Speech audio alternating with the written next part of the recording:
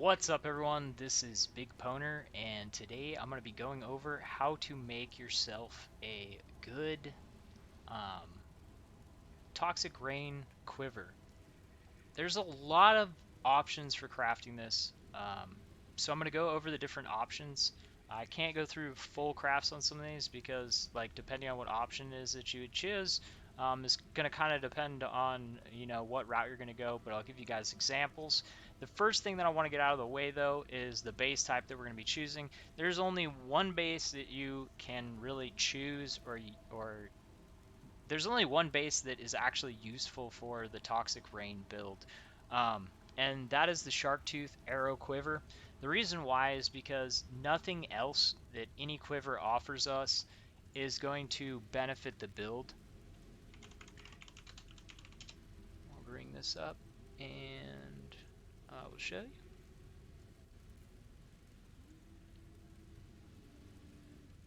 Okay, so the reason why we're going with the Sharktooth is because it gives life on hit. Everything else that is on here just does nothing for us. We have arrow pierces, it can't pierce. This ornate quiver, you can, I mean, like, yeah, like, all right, yeah, that's good, but I mean, you have to take like 3 Maloney's, corrupt them, or 5 Maloney's, corrupt them, trade them in. Like, it, if you want to spend a ton on getting a base, then like you could go with that. I mean, like, I guess that would have some use to it. Um, but arrow pierces, they can't pierce, so that's completely useless. Global crit, if you're stacking the dot, crit does absolutely nothing for you. Number to number damage does nothing for your dot. Fire damage obviously does nothing. Stun duration does nothing. Life on hit, we hit.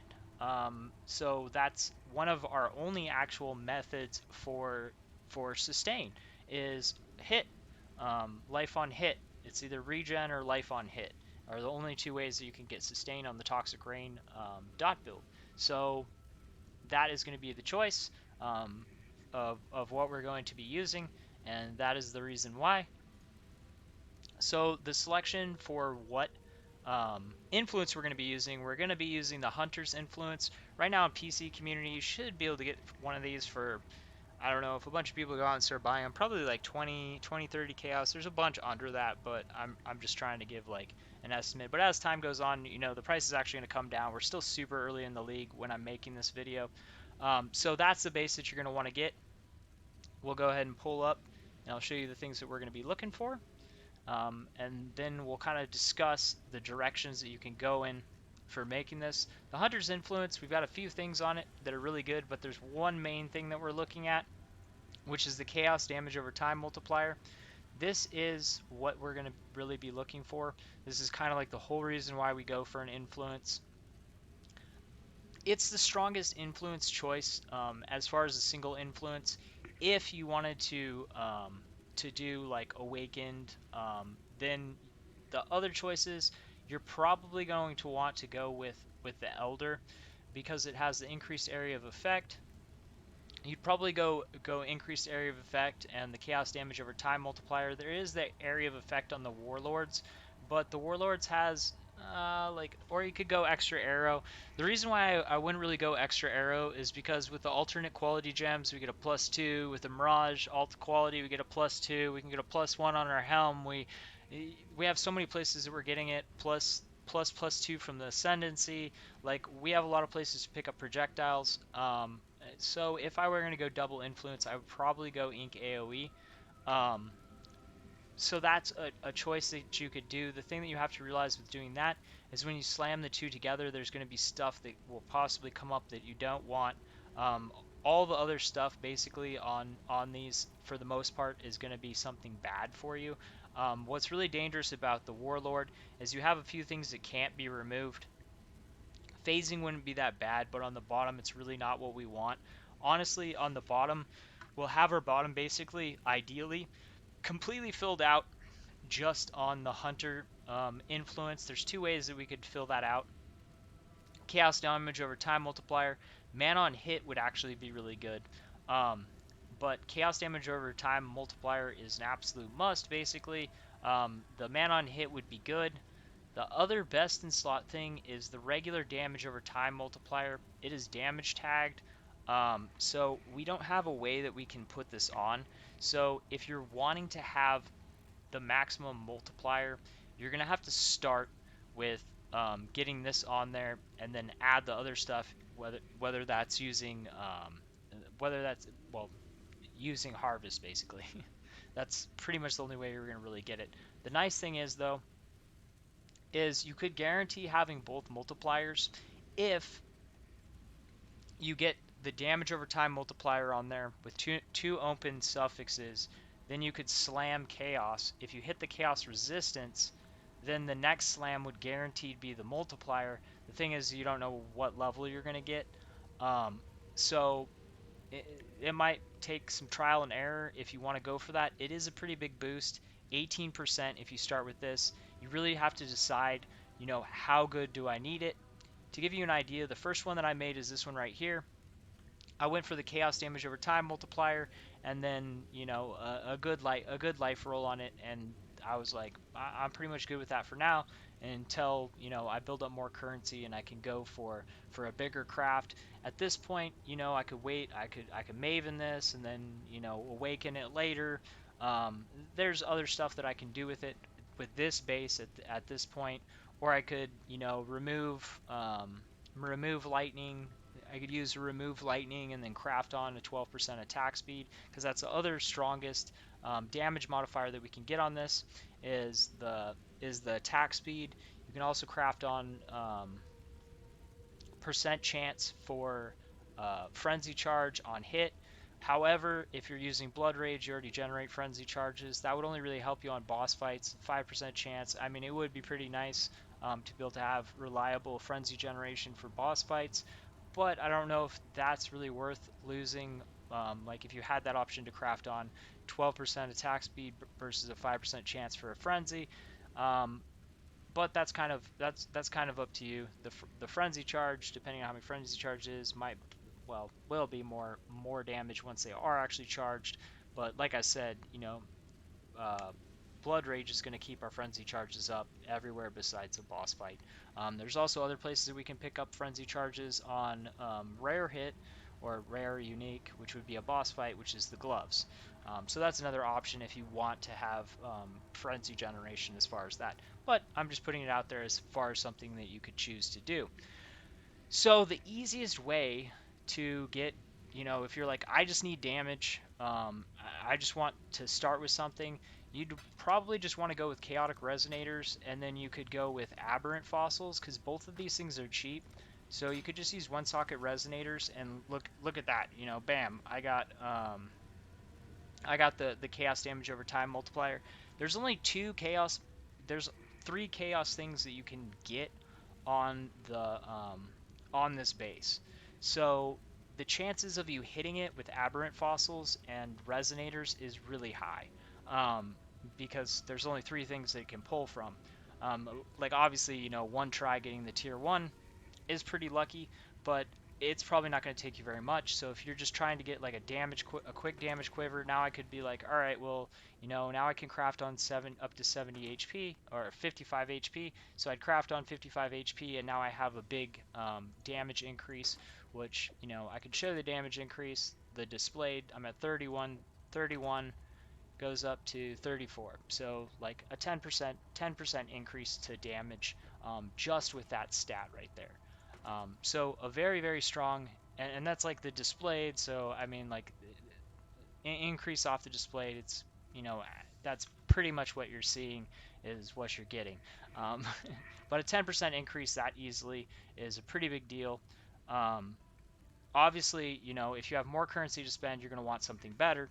The next route that you could go is, if you want to have the absolute best, you could go for a single influence, like really, really good one. The thing is with the Maven, it adds 8% to the chaos damage over time multiplier.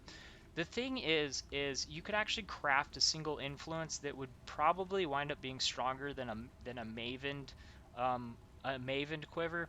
And the reason why is because once you Maven the item, it's the Mavened chaos damage over time multiplier is going to be on the suffix, which means it's going to be very hard to which means it's going to be very hard to change anything on the bottom. Like you're not really going to be able to get that 18% multiplier. Um, I'll show you what I'm talking about.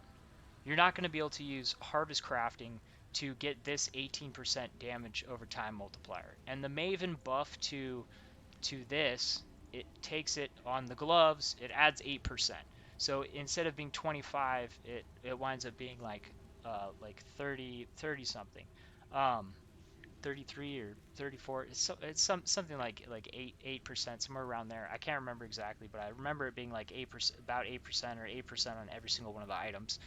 Um, so yeah, the thing is you do that unless you just happen to get lucky and it just shows up with the damage over time multiplier being on there, then you're missing out on this whole multiplier to get that other multiplier, which maybe you just want it to be one stat, and then you're gonna do something else with it. But what I'm saying is like you can create an absolutely insane item by using this method, which is basically going to be we're going to start it with we're going to start it by basically just wiping it, and then we're just going to use alterations, and our goal is to get that damage over time um, on there. And then once we have that on there, we're going to take and use, I probably won't hit it quickly, but um, so basically you'll just do this to get the damage over time multiplier on there. Like right there, I've got tier 2 life. I might regal it and hope I get lucky.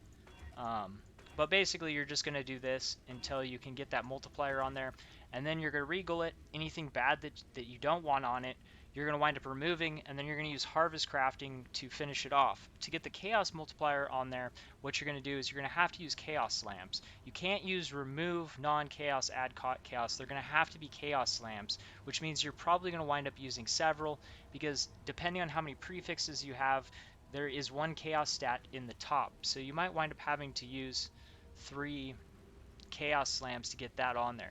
The thing is if you can fill up the top of it and have the 2 open suffixes, so you might wind up with chaos resistance, chaos multiplier, and damage over time multiplier. Once you have that, if you don't like your top and you want to reroll that, you can do through harvest the reroll prefixes, keep suffixes. So this obviously this is like I'm trying to go for like the best possible item, so this is going to take more work than just spamming some cheap fossils on it and hoping that it hoping for the best. You could get really lucky and hit the damage over time multiplier with the chaos multiplier while you're spamming fossils, but the likelihood of that is not very good. So I'm trying to give you a way that you can wind up creating like a super crazy quiver. um, so yeah, that's pretty much going to be the method for that. Is you're gonna do this. I mean, you could scour Alkit a bunch of times till you hit that on there, and then go from there. But this is going to be your cheapest way to do it, to wind up with that, because it is like really it is pretty rare. If we look at the chances on it, it's only a 900 stat, so that's like really low. So you can expect that to hit the tier 1, it's going to take you a while unless you just happen to be lucky. You could like look on and see if there's like the same base, but we want a specific base, that has that on there. Um, so this is probably for most people going to be the route that they're going to have to go if you want to wind up creating that top end quiver. So this is actually the method that I would suggest if you want to make like a super end game quiver, like create it as a project. What I would suggest is make yourself a decent one like this to use, and then set up your other one so when those mods come up in Harvest, you're going to be able to work on it without ruining what it is that you're using. So and that's the way that a lot of the harvest crafting is going to have to be done, because you can only hold 10 mods. Like you could hold those 10 mods, but more than likely you're not going to have, two chaos slams, and you're not most likely not going to have all the stuff that you want. You could save them up before you invest. Like if you don't have very much currency, you could be like, I need two chaos slams, I need, and save the stuff up and then do the craft. Me personally, I have a set of like all of the stuff it is that I'm creating. Like I'm working on my +2 amulet. Um, one more chaos slam on that, and I have plus the dexterity skills, plus the chaos skills, and then I have to get, remove defense, and then I slam life, and then I craft on the dual mod area of effect with area damage, or or I craft on life and do something else to the bottom. But that's kind of what you have to do, is you have to get all of those things, because it's kind of hard to manage crafting mods with just like with just 10 slots. Like when we played Harvest before, I think I ended Harvest with several thousand leftover mods, and you'd stack them up, and as soon as you wanted to do it, you just ping away. Now you probably want to have the bases that you're going to want to use, set them up, so when you get that stuff, you can immediately do it. The other option to kind of try to give yourself just like some spam ability, like so that you don't have to do as much investment as far as like alterations and stuff like that, is have a base, and then when you have the chaos, like the chaos orb, um, chaos stats or chaos and more chaos, just have the base and then just spam it till you get a good starting point. That's another good way to do it, because when you encounter harvest, normally if there's chaos as an option, you're going to get like, 3, 4, some of them I had like 12 tries to spam on it. And I would make sure that you have bases for anything that you want to upgrade, so that you can have those free chances, instead of just leaving them in the harvest, because you're not going to be able to. The only things that you're going to have space for inside of your harvest box are going to be like the best ones. Like, I've got remove crit, add crit, weapon enchants, add influence to a weapon, remove, add defense, like basically exalt ones, fractures, like stuff like that is like the only stuff that you're really going to have room for. So make sure that you have bases so that you can work on that stuff. Like I said, do what I'm doing. Have one that you're using. You can always rotate whatever your new best one is. Like if I wind up with one that's a little bit better, I can rotate that onto my character, and then I can start rolling on the other one.